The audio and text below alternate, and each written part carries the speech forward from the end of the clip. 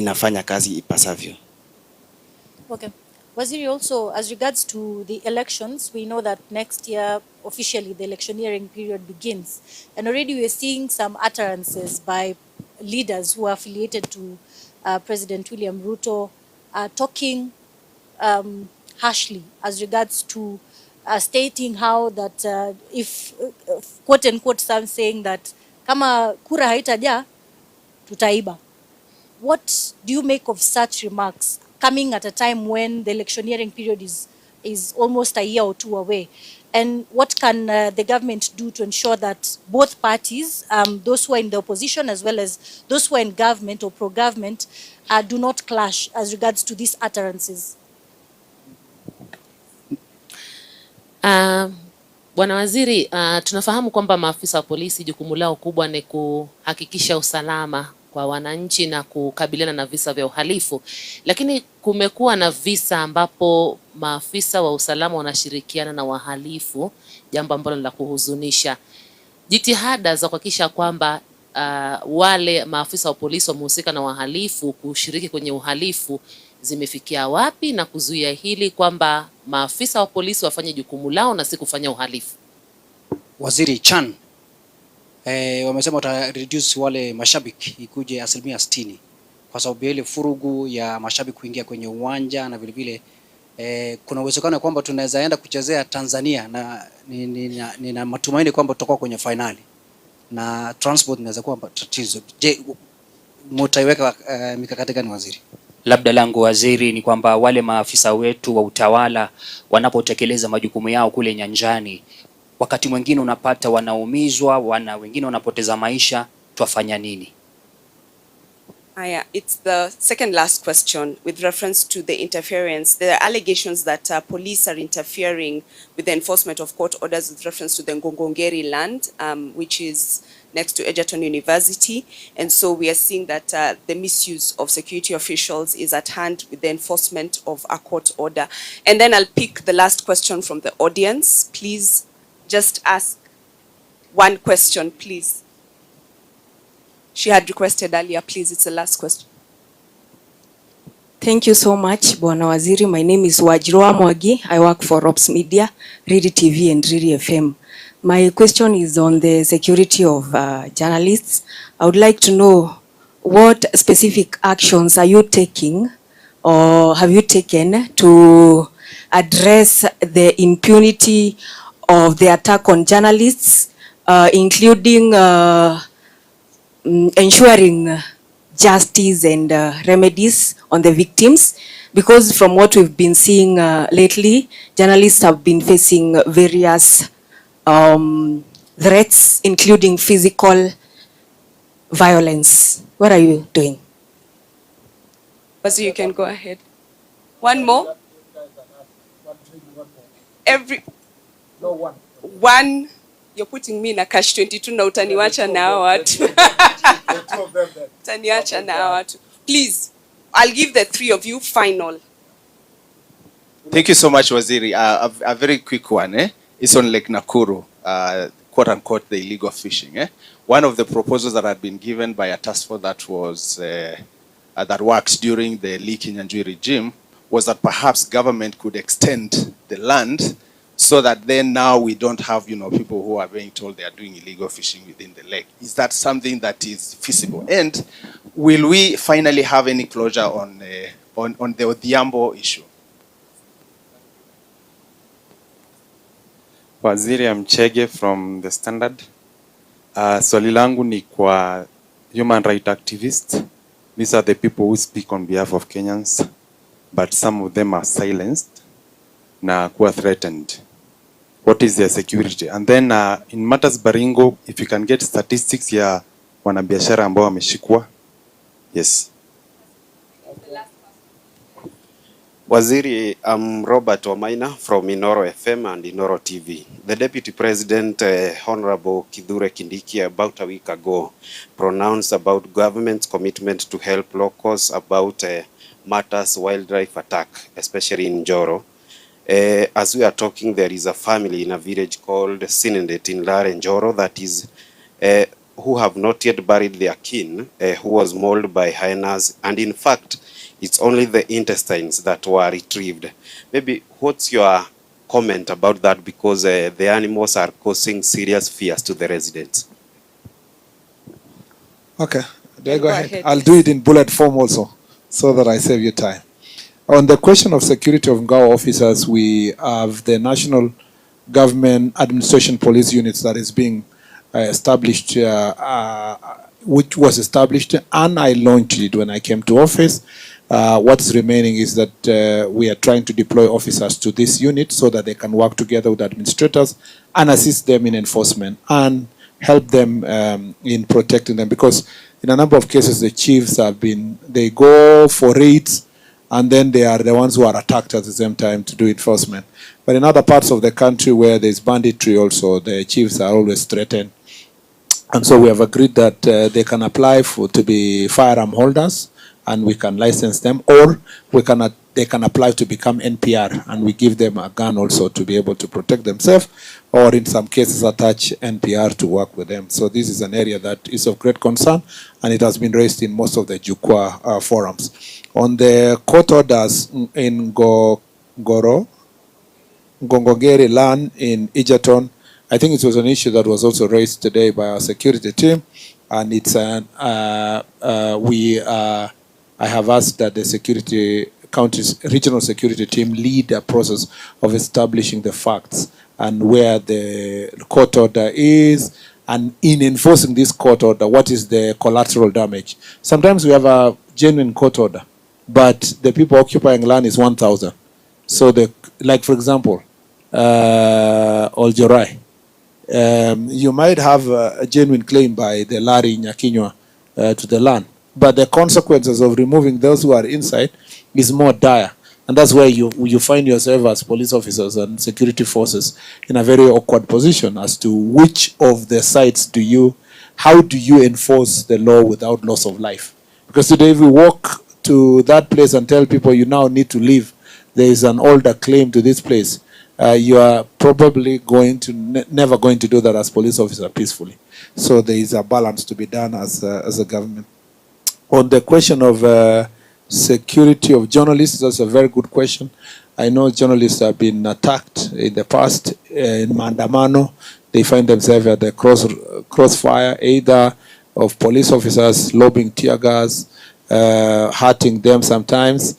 I don't think it is sometimes intentionally, sometimes in the crossfire. Some cases may be intentional, or goons who are in Mandamano, or for example, when these people of DCP were launching their party, they beat journalists, but the journalists refused to report. If it was the police, they would have reported.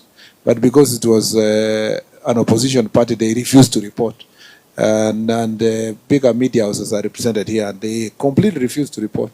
And people are telling us, oh, journalists were beaten, and why are the police not taking action? The person who was beaten is not willing to report. And that failure to report actually is taking sides. Because if it was government, you would have reported. But when it is a particular political group, you don't want to report because you don't want them to be in trouble. So it is some of those things that we want consistency in the process. But journalists, like any other citizen, deserve to be protected. One way of promoting this relationship is to have continuous engagement between journalists and the National Police Service. And for the National Police Service to appreciate the role of journalists in reporting Mandamano and other incidences that they involve police operations, because there's nothing the police are trying to hide. They are trying to maintain law and order. And if you are a police officer trying to maintain law and order, there's nothing you fear if you are put on the spotlight, because you know that you are supposed to do the right thing. On the question of the justice for them, where there are cases involving police service, I think it is incumbent upon us to be also alerted so that we can push for a just process. On the question of illegal fishing, it remains a serious issue. We agreed today that from our security meeting that it is important to first raise proper awareness with the involvement of public health officers, with proper tests and results about the toxic levels of the fish itself in the first place. And then we move to the next phase as to whether all the fish is being got in the lake, as it were, or in land that was invaded by water and now has become part and parcel of the lake. And if that land, because we've been told some hundreds of acres have been taken over by water of Lake Nakuru, it may be incumbent upon government to buy the land and pay the land owners, and it becomes part of the national park at the lake itself. So that discussion is ongoing. And then the question of Brian Odhiambo, as you very well know, when I came here last time, it was still at large, but there are some people who have been charged, and therefore it's now up to the DPP and the investigating officers to present credible evidence in court so that anyone who was involved can be held into account. On the question of human rights, silencing of human rights, I'm not aware about places of silencing human rights activists, and if they are actually the loudest of the persons in terms of defending their rights. And I don't think, usually most of the human rights activists actually have an upper hand in court, even over and above the police officers. But where they need my support, they have full support. Everybody has a right. And I don't know, because of the past clashes between the police and political and human rights activists, human rights in Kenya has assumed a very negative connotation. But it should not be the case. A human rights activist is supposed to be fighting for both rights of civilians and rights of police officers, regardless of your position you hold. The hypocrisy, though, on some of the so-called human rights activists is that when anything happens to the police, they say nothing.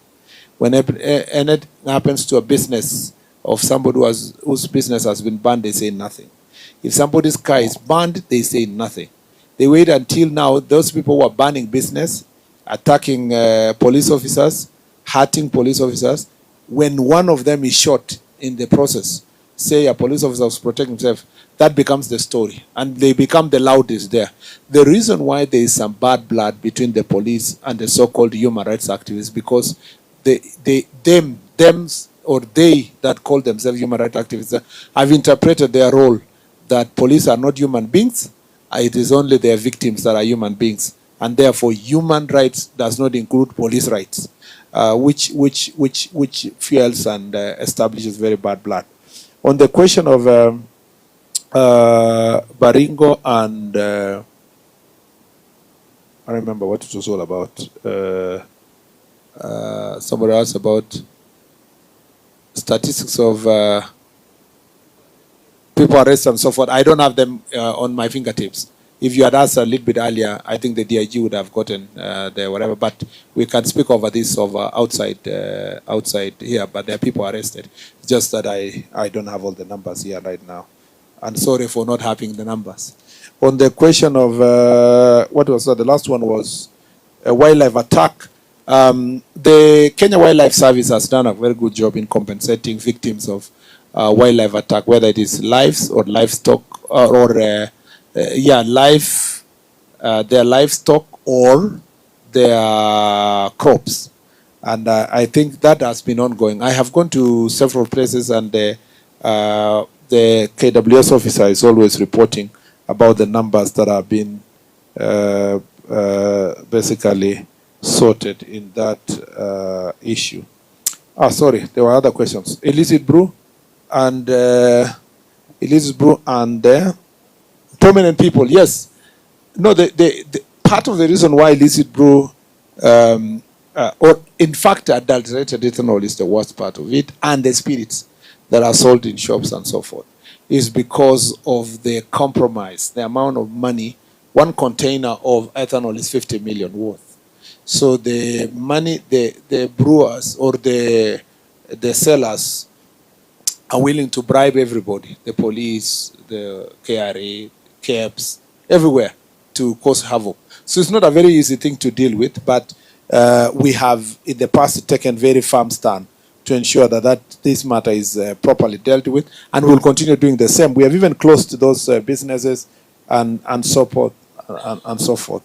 Again, DIG, thank you for the numbers. For the person who was asking about Baringo, 285 persons were arrested in the entire Operation Maliza Walivu. The specific ones for Baringo can be shared any further. And then on the question of administrative units, Isaac, that is true. That was the whole debate. I'm sure you sat through the Jukwaa la Usalama. The whole debate is about imekuwa ni kuhusu kuhakikisha kwamba ile administrative units ambayo ilitangazwa imeletwa chief ama assistant chief ama assistant county commissioner na vile vile deputy county commissioner. Kwa bahati mbaya hii inategemea bajeti yenye tunapewa. Some of the administrative units imekaa kutoka 2017 kwa sababu ya ile budget haijawekwa katika bunge, na tunaendelea kujadiliana na wabunge. Nimeenda bunge mara mingi kujibu maswali, hata kesho nitakuwa bunge la kitaifa kujibu maswali, na zingine zinahusiana na administrative units kwa sababu bajeti ndio shida kubwa zaidi. Na saa zingine wetu wanasema yetu ilitangazwa 2017 lakini kuna yenye ilitangazwa 2023 na tayari iko na DCC. Kuna zingine tulibuni kwa sababu ya security. Unafika mahali na the problem is acute kama hii ya Baringo, Mukutani and the other sub counties. Ilibidi ifanywe hivyo ndio tupeleke serikali closer, ndio tunyamaze kutoka ile shida tulikuwa nayo huko. So saa zingine sehemu ambayo iko relatively calm inangojea kidogo, lakini sehemu nyingi kwa nchi yote ni kwamba chief na assistant chiefs bado kazi kubwa bado iko, na mimi napambana na bajeti kuhakikisha kwamba imesaidia ku roll out hizo administrative units. Wale Mariana amesema mambo ya kura, wale wanasema kwamba kura isipojaa tutajaza. Pengine unajua sasa ukiuliza, unajua wanasiasa ni wajanja. Ukiuliza utajaza namna gani, atakwambia tuta campaign kwa hali ya juu sana. So umewaisikia wale wanasema choma na taya, alafu anasema yani weka taya ndio gari isonge. Kuna interpretations mingi ya mambo kama haya, lakini nataka kuhakikishia hivi, hakuna njia nyingine mtu yoyote atashinda kura kwa Kenya. Ni njia moja peke yake, kuomba kura na kura ipigwe na ihesabiwe. Kama ingefanywa hivyo 2022 hatungekuwa ofisi, kwa sababu hatukuwa kwa serikali. So hakuna ile vitisho ya kusema kwamba tutatisha mtu yoyote kwamba hautapata. Kila mtu aombe kura yake na aombe kwa njia inayofaa. Kenya ni nchi yetu ya demokrasia. Tumewahi kuona kura nyingi na hakuna mtu anapotea kwa Kenya hata kama hajashinda kura. Tumewahi kuona wenye walishindwa jana ndio wako serikali kuliko wenye walishinda jana. Tumeona wale walishinda jana ndio wanapiga kelele huko nje, wanalia kwamba kwa nini wale tulipigana nao ndio wako sasa serikali zaidi. So hii nchi ni very nice. Hata wale wanatoka nje huko wanafika Kenya wanashangaa hii ni nchi gani hii tofauti namna hii. Ule mtu alikuwa anasema yeye ndio nilikuwa naangalia video nyingine hapo, ule mwenye alikuwa anasema jana kazi yangu kwa hii serikali ni nabeba kitabu nikipima mtu alikuwa wapi, alafu naona shares yake kama ni 5%. Sasa yeye hata hana shares, unajua, na ule alikuwa anapimiwa ndio sasa ako ndani. So kuna haja ya kupigana kwa sababu ya kura. Hii ni nchi ambayo iko na nafasi nyingi sana, hata ukianguka sometimes hata kuanguka ni afadhali kuliko kushinda. So watu wa relax. Kwa mambo ya security officers, Edna alikuwa amesema nini? Security officers, yes, all security officers that involve themselves in criminal activity will not be treated as security officers. They are treated as criminals, you know. So it doesn't matter the position they hold. Even today, you are a cabinet secretary and you are found in impropriety, you will not be treated as a cabinet secretary, you are treated as a suspect. So in the same way, security officers, we have to deal with them under the law. Some are suspended, some are sacked, depending on the public service regulations, and then charged in court of law, and if they are found guilty, they are completely sacked. So that process goes on. We've done those for chiefs. We've removed chiefs. We've removed police officers in different situations. 60% of Kasarani, yes, that's true. We have been given a last warning If we don't get 60% of Kasarani, we will find ourselves in trouble. I want to confirm that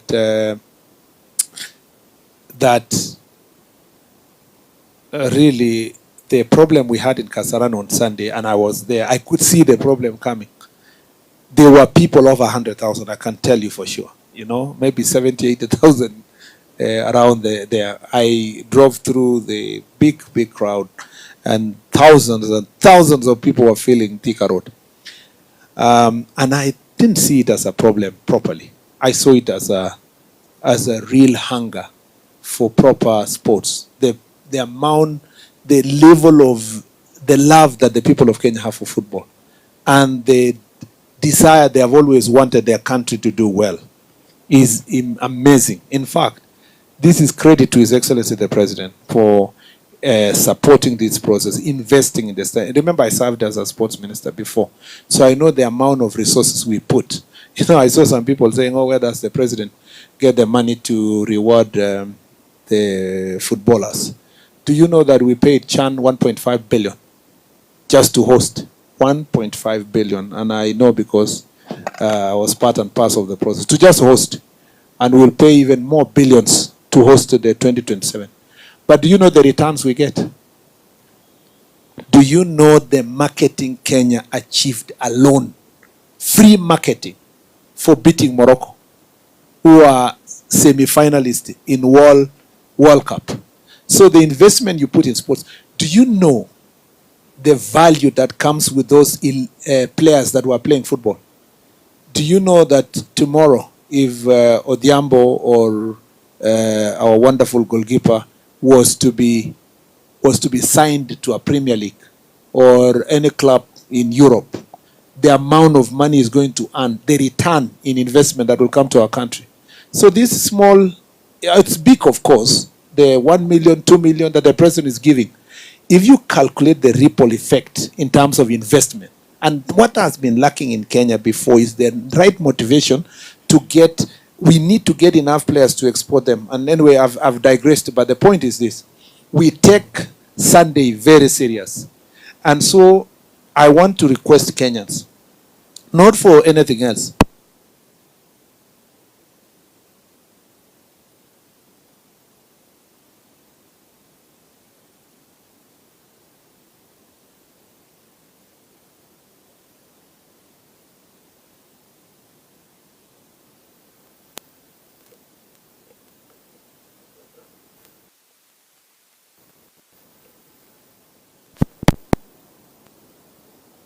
investing in massive infrastructure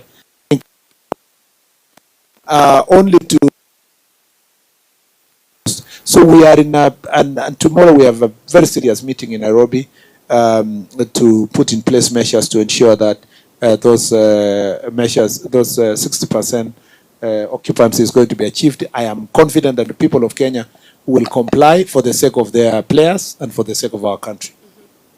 Thank you. I think that's all. Yeah. So guys, we are just going to go offline right now. We thank you, Bwana Waziri, for making time to speak with the people, not just here in Nakuru, but also who are watching online and even in different platforms. I would like to thank my co-hosts. All of you have been amazing, and like to just please give them a round of applause for the questions that they've asked.